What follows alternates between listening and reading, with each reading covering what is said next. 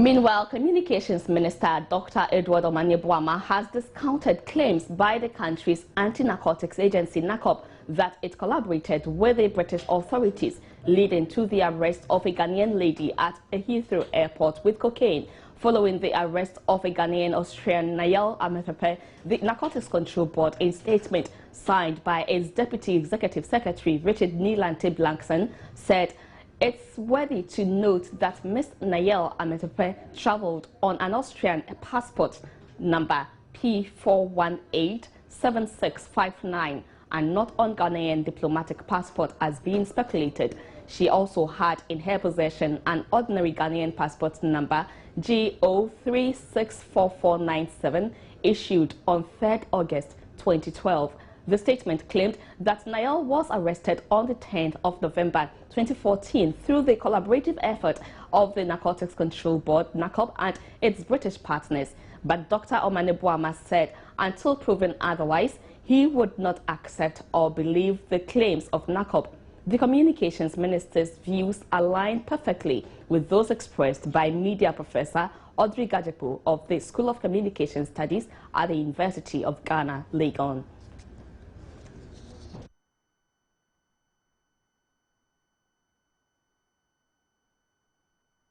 Senior Fellow, Legon Center for International Affairs and Diplomacy, Dr. Vladimir Nchidanso, is asking leaders of ECOWAS to attach much importance to the integration agenda. Speaking on the AM show on Tuesday, Dr. Vladimir Nchidanso noted integration holds key to development of the sub-region.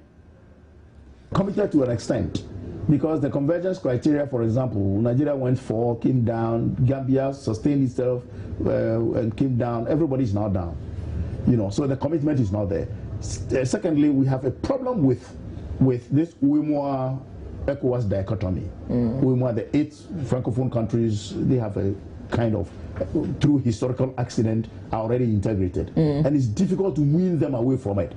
Of course, talks are going on, a lot is going on to bring the two together. So we do things together. The contiguity of our countries is such that ECOWAS, if we are able to get together today, you see, integration is a sine qua non to our development. If we leave them alone and we also get our own, we have the problem of this common external tariff, so that when you are from ECOWAS and you're dealing with them, you are a third party. And when they are coming to us to be but integration is pivoted on trade. It's trade induced. And the more you lower barriers to trade and you create infrastructure, come to think of it that I could sit down here and tomorrow I take a train and the train is going to Senegal. People live in London and work in Paris. Take the tube, you are under the water. You are properly integrated. You have all these. We don't have an Eco Air, for example. But look at all the airlines that come here. British Airways, how many times a week? Air whatever. They're all coming. Which passengers do they take? West Africans. So if we were together like Europe, they can't balkanize. They can't bring the EPAs and say, you sign, if you don't sign, you do this. One ECOWAS facing Europe. That will be it. We are bigger than Europe twice. Yeah. That will be it. So as for integration, everybody must put their attention on integration. Let's get to Parliament now, where on Thursday it suffered its share of ongoing blackout due to the load shedding exercise being carried out by the Electricity Company of Ghana. The blackout prompted the Speaker, Do Ajaho, to direct a 6-member committee to look into the problem. Let's now cross over to Parliament for update on proceedings in the House today. Hello, Aisha, our correspondent in Parliament. Hello, good afternoon. Yes, Aisha. Tell us, did they suffer any blackout today too? Well, today, lucky enough, there was no such thing in the house. Good news. The lights are on, but we are unable to tell whether they are operating on a generator or it's light direct supply from the ECJ. But the house started sitting exactly 10 a.m. and business of the house has continued as such. A while ago, what happened was that I think tempers nearly got heated when the Minister for Sports, Youth and Sports, Mahama Yerega, took the floor of the House to answer questions on the total cost incurred on the Black Stars at the 2014 World Cup tournament in Brazil. And his answers provided, I think, did not go down well with some members of parliament. The minister said that the Ghana Football Association catered for the entire cost of the Black Stars preparation for the World Cup tournament. And then he says that, for that matter, the ministry did not spend any amount on the entire preparation of the team. But he also made known that an amount of 1,459,491 Ghana cedis, 29 Ghana pesos, and 9,955,883 United States dollars 19 cents was released by the Ministry of Finance to the ministry for Ghana's participation in the tournament. And however, due to the exchange rate loss and bank charges, only 8,918,945 United States dollars 6 cents of the dollar component released to the ministry was credited to the ministry's account by the Bank of Ghana. And so he says that out of this amount, 1,478,250 and 422,000 was spent on air tickets, and then for per diem and accommodation, meals, medicals, laundry and sundry expenses in the tournament itself in Brazil, leaving a balance of 8,496,391.90 pesos again. And then he says an amount of 4,03,761 Ghana cedis, 8 pesos, was left as balance and was advanced to the GFA for the payment of appearance fees and venue-specific accommodation charges. Where tempers nearly rose was that the minister was asked the question to actually be specific on the officials who qualified for appearance fees and how much was given to each of them. But unfortunately, the minister could not answer that question. He begged the House that he will go back, look for the facts, and he will come back and finish the House with that information. I see. How about the committee the Speaker of Parliament put together to look into the blackout yesterday? Well, the committee has started work. You know, the committee is supposed to be led by the two leaders of the House. I'm talking about the majority leader, Alban Bagbin, and the minority leader, Osechi Mensah-Bonsu. So they're leading the team of 6, and they're looking into the matter. I'm sure by the close of the meeting, I'm saying by the time the House rises, they will be able to finish the House with what the committee has gathered and what the recommendations are.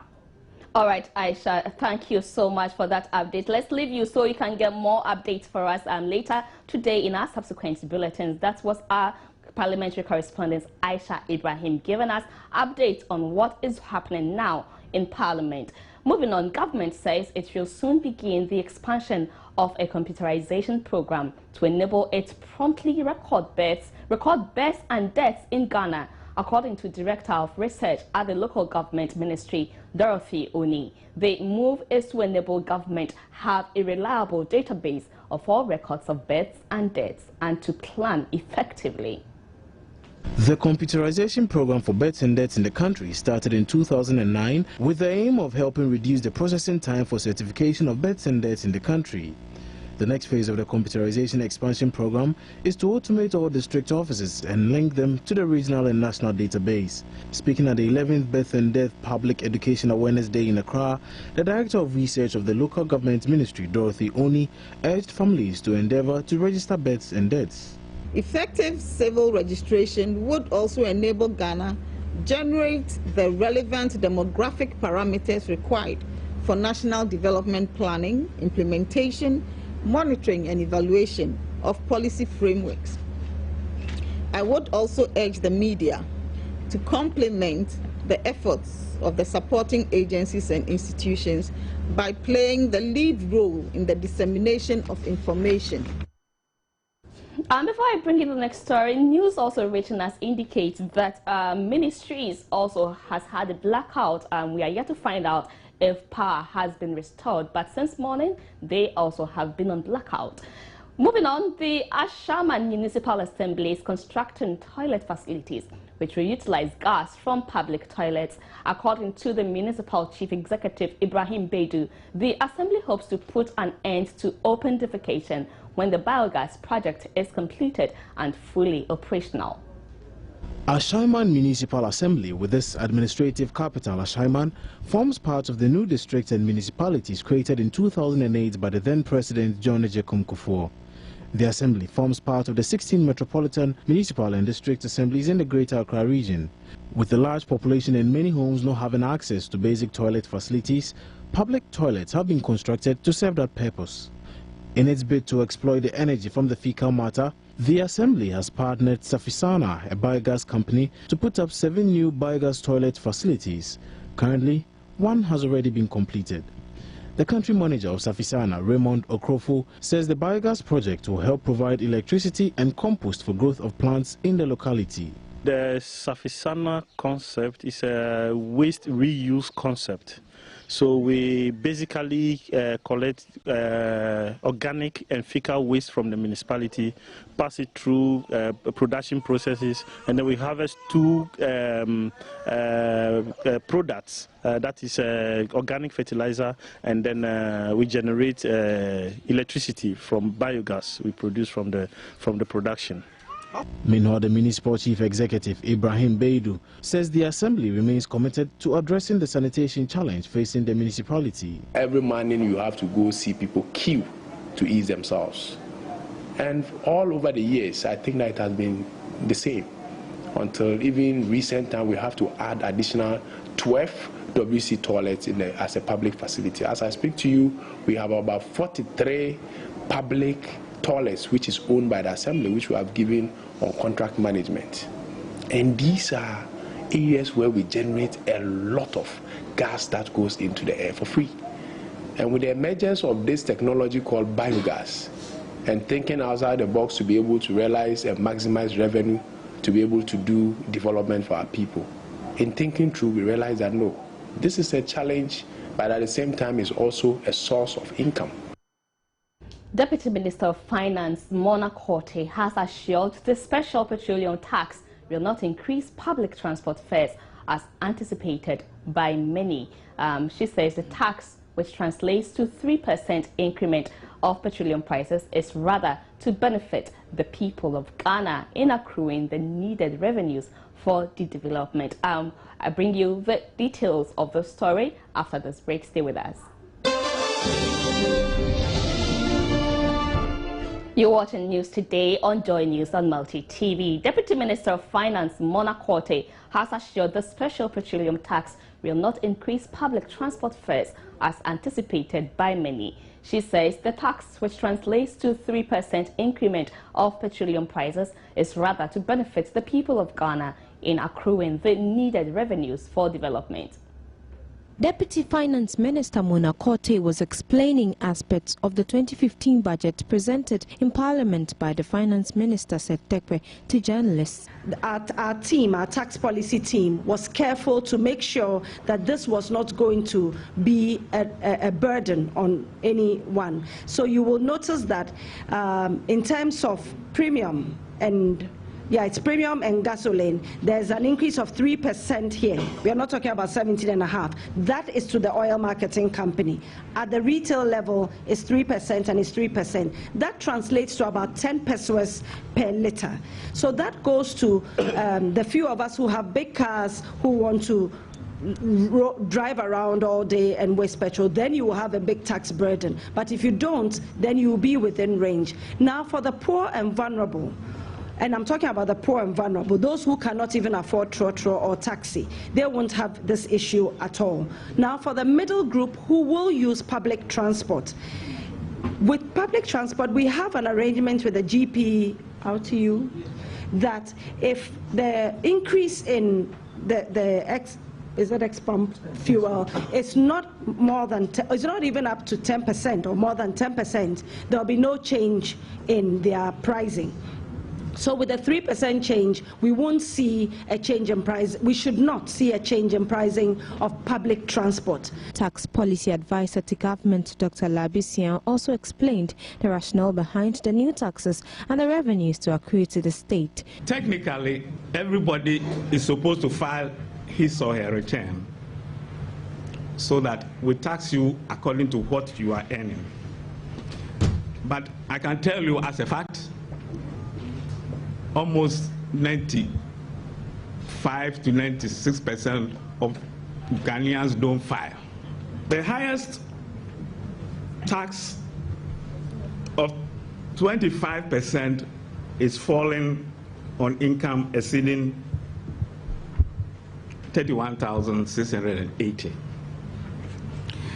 But our study has revealed that most directors do fall into the 17.5 and the 25%. We are not talking about you because you are not there yet.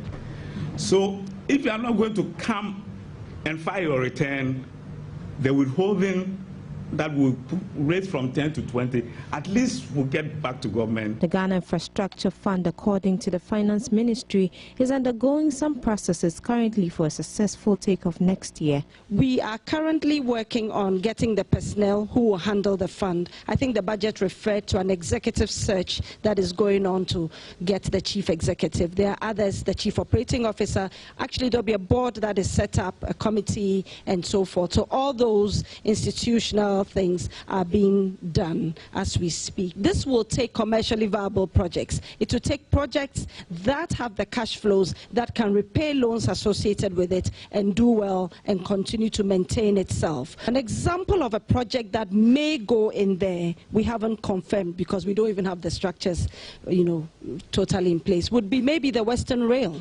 project. The GIF will meanwhile be funded with $250 million of the $1 billion bond recently issued, 2.5% of VAT, as well as petroleum revenues from the annual budget funding amount, ABFA. Meanwhile, the Trades Union Congress TUC says the 2015 budget statement presented to Parliament last Wednesday is no different from harsh IMF policies that threaten Ghana's economy. The mother body of trade union activities in the country also said in a statement Thursday it expected the 2015 budget statement and economic policy to base efforts towards economic transformation on the Senchi Consensus. A statement signed by Acting Secretary General of TUC, Dr. Yao Ban, said proposals to support private sector development, introduce progressive free secondary education and improve governance, including dealing with corruption, is worthy, albeit empty. The TUC said despite Ghana's worsening employment challenge, the 2015 budget, in a typical IMF tradition, has not made provision for employment creation.